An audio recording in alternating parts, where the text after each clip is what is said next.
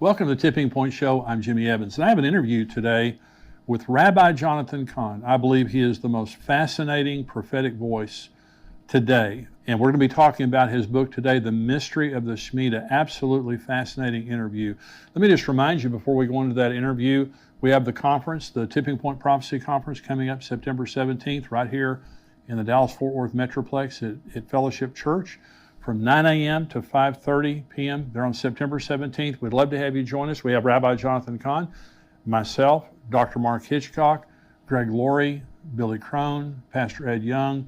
We have a full day that day, plus we're having a question and answer session. You're going to leave encouraged and educated about what's going on in the end times. And there's a promo code there on the screen. You get a 20% discount for watching us here on YouTube. Go in, conference.endtimes.com, enter your promo code. You can bring as many people as you want with your discount there. We would love to have you come and bring somebody with you.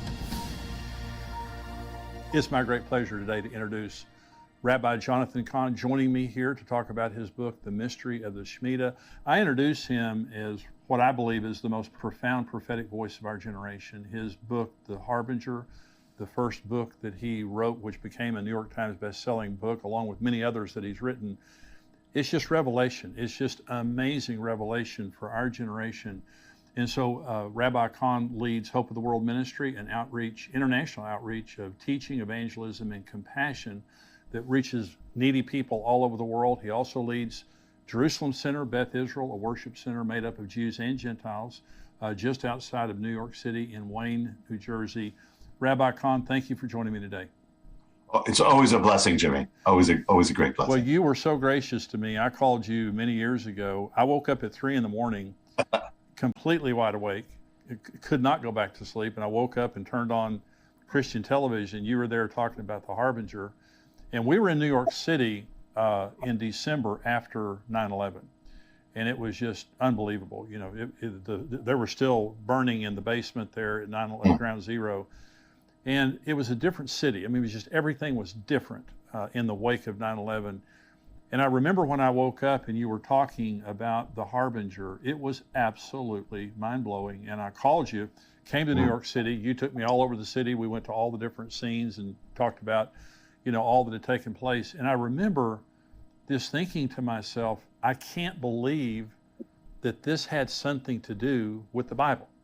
I can't believe that this was orchestrated of God, but it was. Not that it was God's will, but this was a warning, a harbinger's warning.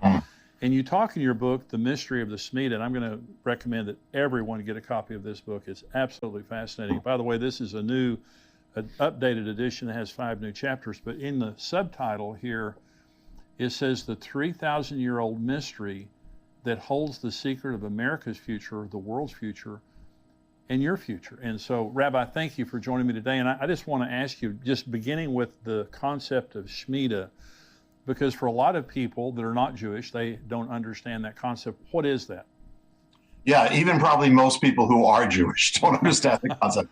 The Shemitah is if you were living in biblical times, I mean, this would be very crucial to everyone would know it. As there's a Sabbath day, the Shemitah is the Sabbath year. Every seventh year was a year of rest. Shemitah kind of means release or let go. And so every seventh year, they would lay their fields would be fallow. They wouldn't plant, they wouldn't sow, they wouldn't reap. They would trust the Lord for blessing them the year before, just like in the Sabbath day. There would be releases throughout the society, but laying everything really to let go. On the last day of the Shemitah, and the Shemitah goes from really autumn to autumn, usually September to September, the Hebrew civil year. And on the last day, it's called Elul 29, the 29th day of Elul. Actually, it's the day just before the Feast of Trumpets. And on that day, all financial accounts are basically wiped clean. It is a total renewal. If there is debt, it is wiped away. All that's wiped away. So it's a year, like in modern terms, if you're looking at this is a year of economic, financial kind of wipe out, rest, Sabbath, where the fields grow, they abandon their fruit, they rest. So now this was given to Israel. Now this was a blessing, and if you keep going with the Shemitah, the seventh Shemitah leads into what could be called a super Shemitah, which is the Jubilee. So that's another form of it. So you got the Sabbath day, you got the Sabbath year Shemitah, and then it leads to the Jubilee. So in modern terms, if we're looking at this would be, if we were measuring what happened in Israel back then in modern terms, it would be a year of economic, basically ceasing, a year when financial accounts at the end are wiped out. So now again, this was a blessing for Israel. But here's the thing: when Israel turned away from God, it stopped observing the Shemitahs. And then when judgment came, God says something very interesting. And actually, it's all the way back from the law of Moses. The law of Moses ordains the Shemitah, but then it actually gives a hint of the Shemitah as judgment. And later on in the prophets, it's very clearly revealed. God says, I'm going to take you out of the land, and you're going to be in the land of captivity 70 years for all the years of the Shemitah that the land did not rest. You didn't observe them. So I'm going to take all those Sabbath years, and they're going to be 70 of them. The land is now going to rest. So the thing is, the Shemitah is a blessing, but when when Israel turned away from God, it became a mode of judgment for a nation that turns away from God. Now, this applies to, and actually, I know this leads, we can get into it. We talk about the end times. I know we want to touch base on that, but that even links up to Daniel's 77s. They're all based on the Shemitah, and in Daniel's 77s is the tribulation period, which is a period of a Shemitah, the same length of time. But now the question is, can this apply beyond Israel? This was clearly given to Israel, but God has his ways and God has his patterns and God speaks through his word. And so the amazing thing, and this is where it kind of it explodes, and that is that when you look at world history and American history, and you look at financial history, you see an amazing thing is that this cycle of the Shemitah is amazingly converges with our financial realm, with Wall Street, with world history, and we're not gonna. I mean, as you know, Jimmy, we're not gonna put God in a box. And I said from the beginning of the book, listen, nothing has to happen on a particular Shemitah. Something can, but having said that, that's my caveat. But having said that, the amazing thing is it has converged that the world markets, American market, stock market crashes, all these things up to where we are right now, and we are in a year of a Shemitah. So Jimmy, you're always kind of in tune with this. This is the first one I'm doing on this for a while, but we are in that year of the Shemitah. So it has converged amazingly. Again, we're not saying every year has to be. Some may be stronger. Some Shemitah years you may not see it as much, but it's amazing. And it's not only financial, it's the history of the world, even the fall of nations and even the rise of superpowers. It's absolutely amazing. So the first time that it was you that introduced me to the entire concept of Shemitah, beginning with 9/11. Okay, 9/11, 2001 was the Shemitah year. Okay, and so in that year of the Shemitah year, of course, 2008, 2015, and now 2022, those are all Shemitah years. Every single one of those years, there was a financial collapse. Yeah. And we're seeing it again right now in 2022. Yeah. So yes. you made the statement a little bit earlier. Does this relate to non-Jews? Absolutely. And so in your book, The Harbinger, you make such a great case for the fact that, God was warning America. In 2001, he was warning America. It seems to me like it's getting worse. I mean, it seems to me like these are birth pains. What about that? Oh, yeah. And it's not, and to make a distinction, I'm not saying, and you're not saying, that America is bound to follow the law. We're not saying that, but we're saying that God is the master creator of all things, and it's an amazing thing. And the thing is that we know when the Shemitah is. I mean, actually Israel celebrates to this day, observes the Shemitah. They do it in their own way, but it's done. And sometimes they get around certain things as well. But the amazing thing is that when you look, I mean, Jimmy, this happened when I was first writing The Harbinger. When The Harbinger came, that's when I saw the link to 9/11 was this great crash. And then, then it's like, wait a minute, it happened in the year of the Shemitah. It happened I will get into it on the day of the Shemitah. That's what really opened up this whole thing. Now, since we first spoke about this and I first wrote about it, it's interesting because this year there's an Israeli economist who's saying, whoa, look at this. There's this thing about the Shemitah. I guess he didn't know that this came out 7 years before, but this is an Israeli made news. So the thing is that let me give a little background and then we can bring it up to where we are. But I'll give you an idea of the reach of the Shemitah. First of all, when you look at, I'll talk about up to when I wrote the book, The Shemitah. There's been some other crashes since, but when you look at the greatest the point crashes in Wall Street history, up to say 2000 and I'll say 2008, 2015, about 60% of them take place in the year of the Shemitah. Or linked to the Shemitah. Wow. 60%. Right. That's 1 year out of 7. It should be 1 out of 7. Right. It's around 60% linked to the Shemitah. When you look at the month of where the Shemitah happens, Elul Tishri is actually Elul and Tishri. This is again September. You see this. Even economists have seen this, that there's something that things tend to happen not that they always have to, but tend to happen in the fall, in the autumn, October, September, October, tends to be a cluster more than other months. That is the time that is linked to the Shemitah. So it's not only the year, but it's actually the time as well. It not only affects the financial world, but let me give you an example. It affects world history. The Shemitah, the word Shemitah literally means collapse or let go or let fall. Now that economically we see it, but it also has been linked to world history. 1917 was the year of the Shemitah, and 1917 saw the collapse of the German Empire, the Ottoman Empire that had been there for, centuries and centuries.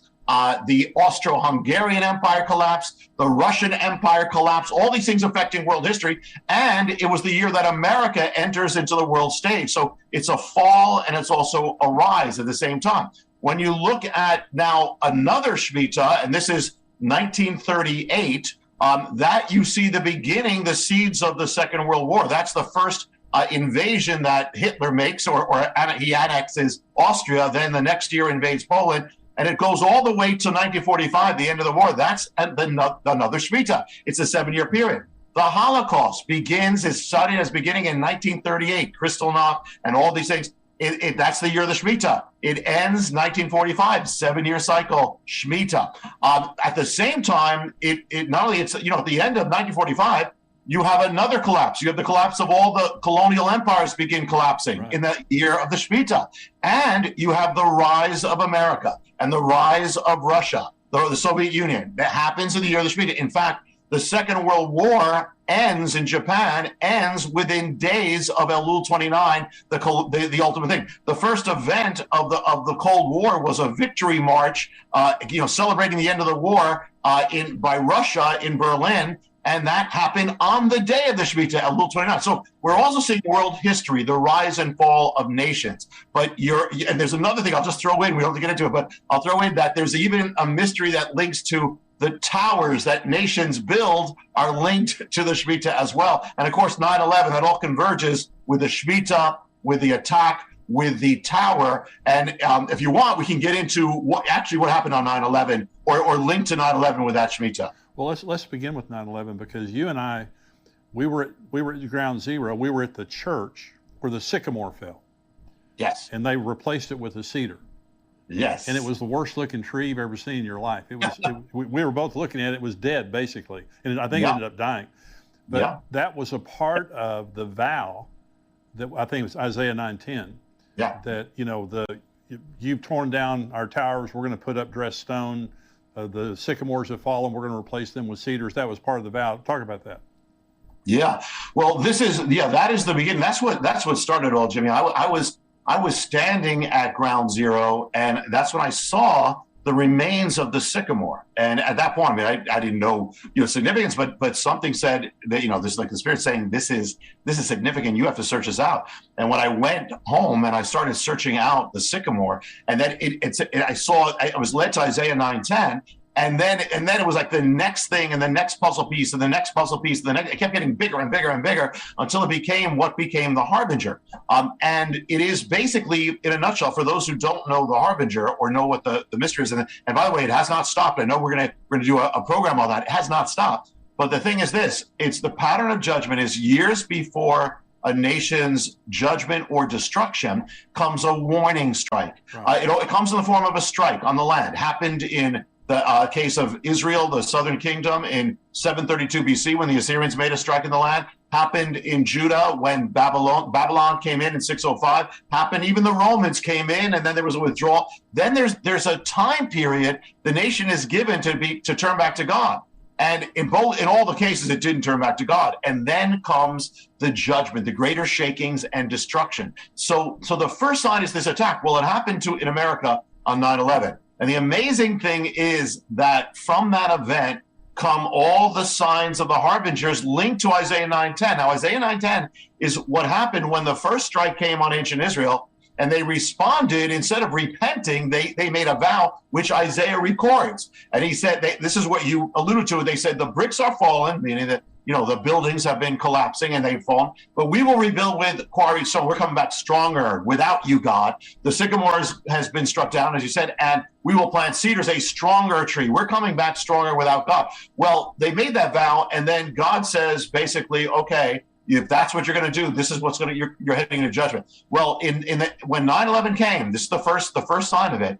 All the seven, there were seven and then there were nine harbingers start appearing that are from Isaiah 9:10, start appearing in the land. Each one, I mean, precisely to the point that the very day after 9/11, the Senate Majority Leader Tom Daschle gives America's response, and at the end of his speech, he says, there is a word from Isaiah that speaks to us now. And out of his mouth, he proclaims it to you, the same verse that was said by the leaders of ancient Israel when they were struck. He is actually prophesying when he doesn't know what he's doing. He's prophesying. He knows nothing about the harbingers that are all appearing, but he speaks them, and it was prophetic. So that is the beginning of that. And then it turns out, I know we're going to get into, and that has not stopped to where we are now. We've been following this judgment template in the Bible. But on top of it, you have the Shemitah template that actually manifested within days of 9/11.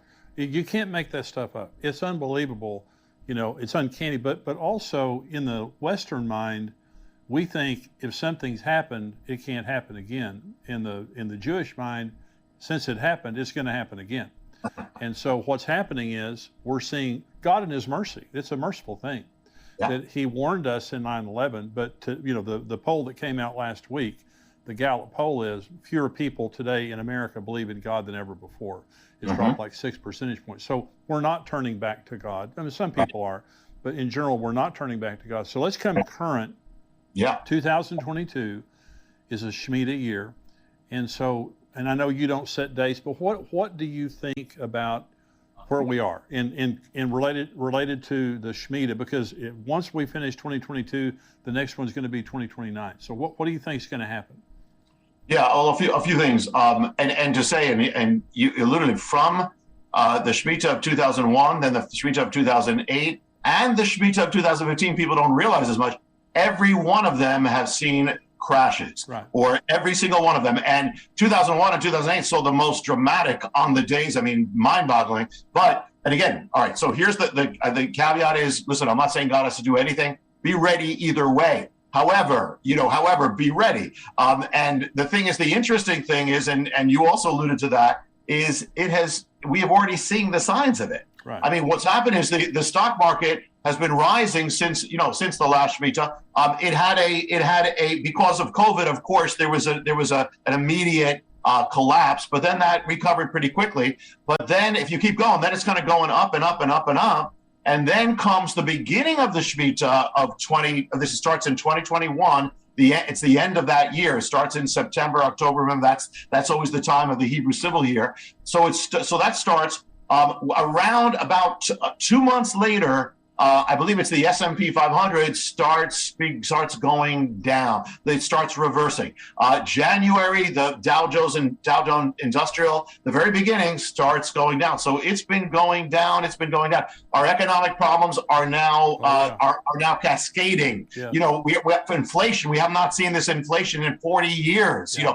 We're seeing deterioration all over. Now, I'll say this: even if nothing happened after this, even if it started to recover, we've already seen like a major turning for this whole 6 months of this year with the Shemitah. So the thing is that a few things. One is, it can always recover in time. However, just a few things to note. The Shemitah year, when it comes, the turning can happen at any point. Often, the most dramatic time is as it heads to that peak time, which is when you start getting into Elul, which is around August, September. When you get into that, often it's a peak time. So again, I'm not saying anything has to happen. It could recover beforehand. However, generally, often the period as you progress there often becomes more intense. Some of the greatest, as I said, the greatest stock market crashes have actually converged around that time period, and it is a Shemitah time. So that can have, that's number one. And again, I'm not prophesying it. I'm simply saying this is what's there. Be aware of this, and we are already seeing the signs. The whole world is seeing the signs of it. The other thing about it is that I'll get to end time prophecy, and when you talk about after that, what happens after. One thing is to keep in mind when we started this, we spoke about the 7-year period, and then if Israel didn't observe it, it was going to be observed anyway. They're going to be in exile. The 70 years of Daniel, the 77s, are based on the 70 years of the Shemitah. Because when they were in Babylon for 70 years, that stands for the 70 Shemitahs they did not observe. So how many years? 490 years of history where they did not observe the Shemitah. Then Daniel gets this vision, the great prophecy from the angel to give the 70 weeks of Daniel. Well, it's the same thing, but it's reversed. It's now taking 77s and it's now translating them to 490 years to the coming of Messiah. But of course, we know that the last week is missing or is separated. Right. So just to keep in mind, and I'm not saying the 70-year period, the tribulation is a Shemitah. However, what I'm saying is it clearly is linked to the mystery of the Shemitah, and it clearly is a period of time which is the Shemitah as well. So you could take it as a hyper Shemitah with its coming. So after this, could it be 20? You're saying to say 2022 to 2029, and could 2029 and that period be significant? It certainly could. Also, to keep in mind as well, when you get to around 2029, and we're not saying anything has to happen, but we're here to be watchmen. We're here to say, look at this. 2029, 2030, around that whole period, you're now approaching the 2,000-year period of the church age. Right. And so, and I will tell you this, Jimmy, before I even knew about the Shemitah, when I just got saved, when I was a new believer, I was always looking at this time period, 2029, 2030. And, just as, there's several things that converge. I'm not saying it has to, but several things converge. So really, the Shemitah is it really spreads to everything. Well, so let me talk to you about Iran and Israel for just a minute, because we're talking about Elul 29. And is that the date when the temples were both destroyed? No, the temple was destroyed on the 9th of Av, but it is near that time period. We're talking about August, but at the same time, but here's another thing, is that, of course, on the Hebrew calendar and the Western calendar oscillate. So at times that you could have a convergence of the two, because it's all around the same period of time, August, and then goes into September. So right now, Iran is defying the world. They're enriching uranium to 90%. I think they have it at 60%. They're enriching it to 90%. They were censured by the Joint Comprehensive Plan of Action group that was trying to get, an agreement together. And so there's tremendous tension right now. And the Gog and Magog war of Ezekiel 38 and 39, at some point in time, we're going to see that fulfilled, because it's not fulfilled yet. What do you believe about the period of time we're in right now? Because again, we're in a Shemitah year, and many of the most knowledgeable people are saying Iran is basically right there. They're either there or they're right there of getting a nuclear weapon. And Israel's not going to sit back and watch them develop that. So what do you think about that? Yeah, yeah. I mean, we've been watching Iran for a long time, and Netanyahu would always warn and warn the United Nations. But now, what's different? You're alluding to it is that we're getting reports not from Israel and not from. I mean, we're getting that, and not from Netanyahu. We're getting it from these commissions that are saying they've reached that point. A number of things. One is in the period we are now. I mean, one is you rightly speak about Ezekiel 38 and 39, clearly Iran, it speaks about Persia. Clearly, Persia is Iran. And at the same time, you have this alliance of nations. You have Turkey, you have you have Iran, you have Russia, which are all linked together now, and others that are linked together in the prophecy of Ezekiel 38 and 39. And this is to be distinguished from Armageddon. So we're in this period now. So it has to happen sometime before the end. At the same time, and another thing about where we are right now, along with that, is when you look at all the other things about the harbinger and the template in America, and you said we have not turned back to God. We are racing away from God. So one of the things that has to happen is America has to fall. I mean, because the American-led world, the world order, that's the American-led order, is going to end.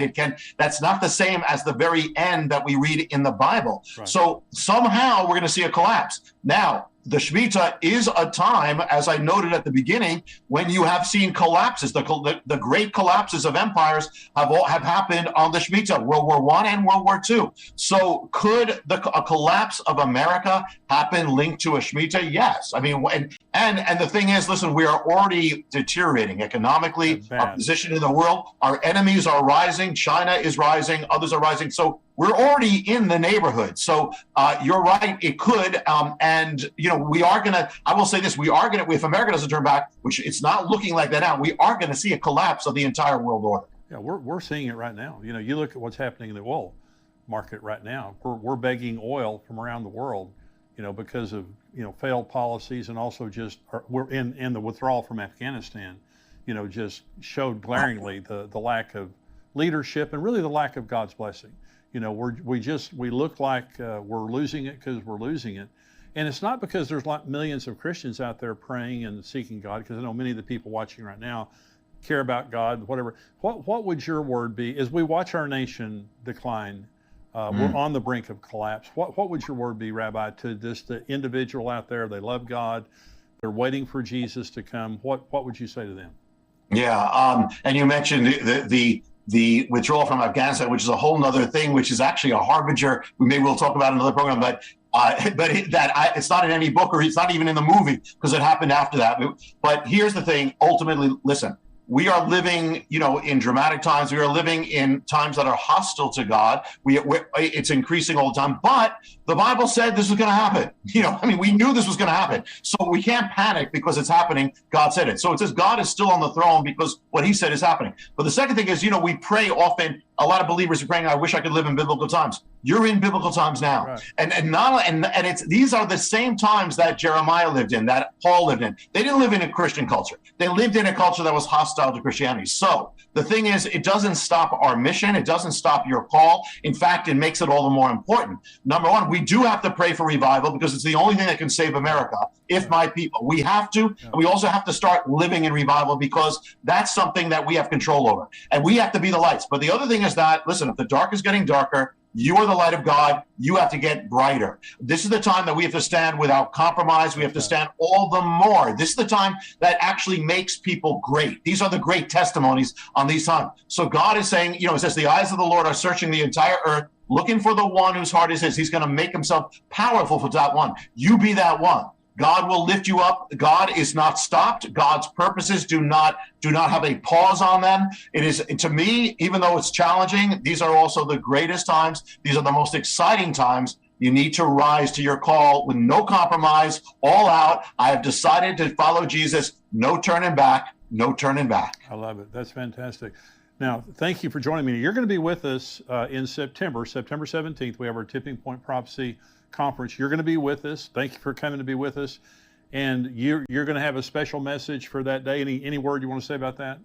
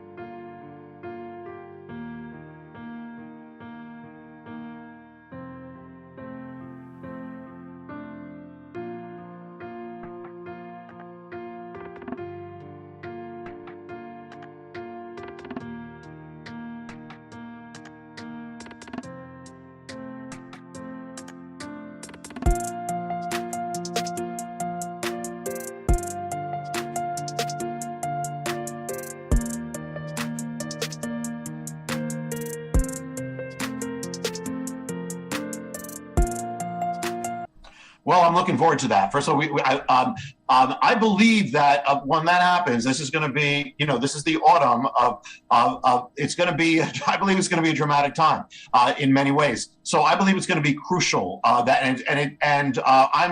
waiting on the Lord. There's so much to share, and I'm going to be waiting for what that is. And I also want to commend you, Jim. Maybe I've known you since from that time when you called me, but you have held. Many people don't hold to it. Many people are kind of falling from this or diluting it. But you're holding to the prophetic word, and you're holding to being a watchman. And that's what I believe this conference is going to be. I believe it's going to be crucial because the hour is going to be crucial. Fantastic. Well, thank you so much, Rabbi. And this is the book, The Mystery of the Shemitah. And this is an updated edition that has 5 new chapters by Rabbi Jonathan Cahn. I want to encourage everyone, go get this book and look at all of his books. You've got a new book coming out in September, don't you? Yes, this is going to be the most explosive book I've ever written, and it is called The Return of the Gods, and it is going to be explosive. Pray for it. I believe, though, it's for this hour and has to be. It's going to touch all the sacred cows. It's a whole other thing. I will tell you, there's not a lot we can say yet, but I can tell you, you can go online, you can pre-order it. It's going to come out September 6th, but you can get it if you go go on any line. The Return of the Gods, and keep it in prayer. But it's going to be an explosion. Well, when you say that's the most explosive book you've ever written, that's saying a lot. So we'll be praying for you. But God bless you. Thank you so much, Rabbi, for joining me today. Thank you, Jimmy. God bless you. Thanks for watching our weekly Tipping Point show. If you enjoyed this show, leave a comment below and like and subscribe to our channel.